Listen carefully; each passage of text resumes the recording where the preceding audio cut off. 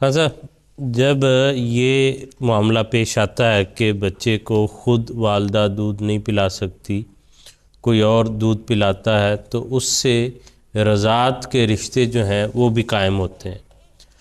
تو رضاعت کے رشتے جو ہیں ان کے کیا احکامات ہیں، ان کی جو ہے حدود کیا ہیں، کہاں تک یہ ممتد ہوتے ہیں، وہ رشتہ کس سے بنتا ہے، آگے منتقل ہوتا ہے، سارے خاندان میں اس کا اثر ہوتا ہے، ان پہلوؤں کو اگر بیان فرماتے ہیں آپ۔ اس کے 3-4 پہلو ہیں، ہم باری باری اس پہ بات کر لیتے ہیں۔ سب سے پہلی بات جو ہے، اللہ تعالیٰ نے قرآن کریم میں رضائی رشتے 2 بیان فرمائے ہیں، اور فرمایا کہ وَأُمَّهَاتُكُمُ اللَّاتِي أَرْضَعْنَكُمْ وَأَخَوَاتُكُم مِّنَ الرَّضَاعَةِ۔ جہاں پہ قرآن کریم نے رشتوں کی حرمت بیان کی، اس میں یہ 2 رشتے ماں، رضائی ماں اور رضائی بہن کا ذکر کیا ہے کہ وہ مائیں جنہوں نے تمہیں دودھ پلایا ہے، یا وہ بہنیں جو رضاعت کی بنا پہ تمہاری بنی ہیں، ان کے ساتھ رشتے حرام ہیں۔ اور جہاں تک دیگر رشتوں کا تعلق ہے، وہ احادیث پر مبنی ہے۔ صحیح بخاری میں بڑی واضح طور پہ حضور صلی اللہ علیہ وسلم نے ایک موقع پر، حضور صلی اللہ علیہ وسلم، اس حدیث کا بڑا خوبصورت پس منظر ہے۔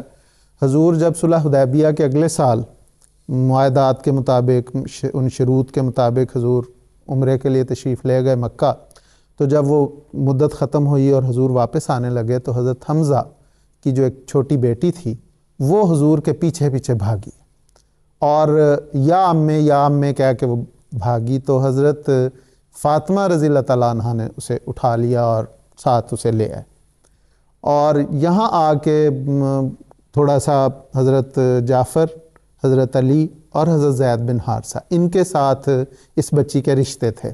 تو اس بچی کی نشو و نما لینے کے لیے عجیب ماحول تھا کہ بچی کی پرورش کی خاطر، کیونکہ اس میں یتامہ کی پرورش کی بڑی اہمیت تھی، تو اس بچی کی پرورش لینے کے لیے تینوں میں اختلاف تھا۔ حضرت علی رضی اللہ تعالیٰ عنہ نے حضور صلی اللہ علیہ وسلم کو یہ تجویز پیش کی کہ حضور، وہ بچی اس وقت بالغ ہو چکی تھی، کہ آپ اس کے ساتھ نکاح کر لیں۔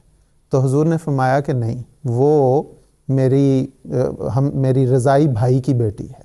تو اس لیے حضور نے اس موقع پہ فرمایا کہ یحرم من الرضاء ما یحرم من النسب، کہ جو رشتے نسب کی بنا پہ حرام ہو جاتے ہیں، وہی رشتے اگر رضاعت کی بنا پہ قائم ہو جائیں تو وہ حرام ہو جائیں گے۔ اور اگلا فقرہ حضور نے فرمایا وَهِيَ بِنْتُ أَخِي مِنَ الرَّضَاعَةِ، کہ یہ میرے رضائی بھائی کی بیٹی ہے۔ حضرت حمزہ نے، اگرچہ حضور کے چچا بھی تھے وہ، لیکن حضرت حمزہ نے اور حضور صلی اللہ علیہ وسلم نے ایک ہی خاتون کا دودھ پیا تھا، تو وہ رضائی بھائی تھے۔ تو اس موقع پہ حضور صلی اللہ علیہ وسلم نے گویا یہ بیان فرمایا۔ یہی حدیث یہ یہاں پہ حضرت ابن عباس سے مروی ہے۔ ابن ماجہ میں حضرت عائشہ نے انہی الفاظ میں مبنی یہ حدیث بیان فرمائی ہے۔ تو یہ تو اس کا پہلو یہ ہو گیا کہ حضور صلی اللہ علیہ وسلم نے واضح طور پر فرما دیا کہ جو رشتے نسب کی بنا پہ ہیں، اگر وہ رضاعت کی بنا پر، وہی رشتے پھر اگر رضاعت ہو جائے تو وہی رشتے پھر حرمت قائم ہو جائے گی۔ دوسرا اس کا پہلو یہ ہے کہ وہ رضاعت کس وقت اس کی حرمت ہوگی، کیا ایک آدھ مرتبہ دودھ پینے حرمت واضح ہو جاتی ہے؟ اس کے متعلق بھی بڑی وضاحت کے ساتھ حضور صلی اللہ علیہ وسلم نے حدیث میں بیان فرمایا کہ جو رضاعت ہے وہ 1 یا 2 مرتبہ،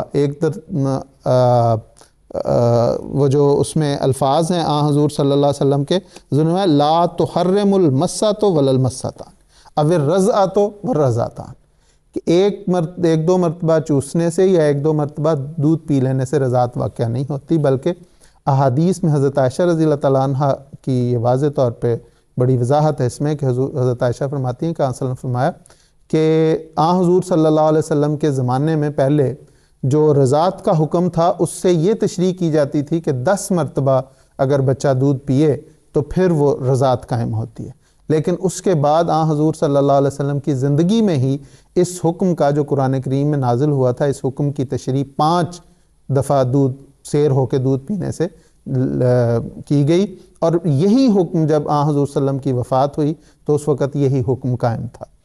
اس میں دراصل اگر ہم غور کریں تو بچہ ایک دن میں اوسطاً 5 مرتبہ دودھ پیتا ہے. تو یہ بڑی ایک خوبصورت ہے کہ 5 پورا دن اگر ایک بچہ دودھ پیتا ہے تو پھر وہ رضاعت قائم ہو جاتی.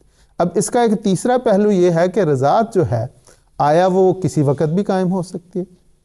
تو اس کے متعلق بڑی وضاحت کے ساتھ حضور صلی اللہ علیہ وسلم کی ارشادات موجود ہیں کہ رضاعت صرف رضاعت کے عرصے میں دودھ پینے سے، جس کا ہم نے پہلے ذکر کیا کہ پہلے 2 سال جو ہیں وہ بچہ دودھ پیتا ہے، تو اس میں فرمایا الرضاعۃ من المجاعۃ، اور مجاعت جو ہے وہ اس بھوک کو کہا جاتا ہے جو دودھ پینے کے عرصے میں بچہ دودھ کے لیے محسوس کرتا ہے. تو یہ بڑی واضح، تو حضور صلی اللہ علیہ وسلم نے یہ فرمایا کہ رضاعت اس عرصے میں ثابت ہوگی جس عرصے میں بچے کے دودھ پینے کا عرصہ ہے.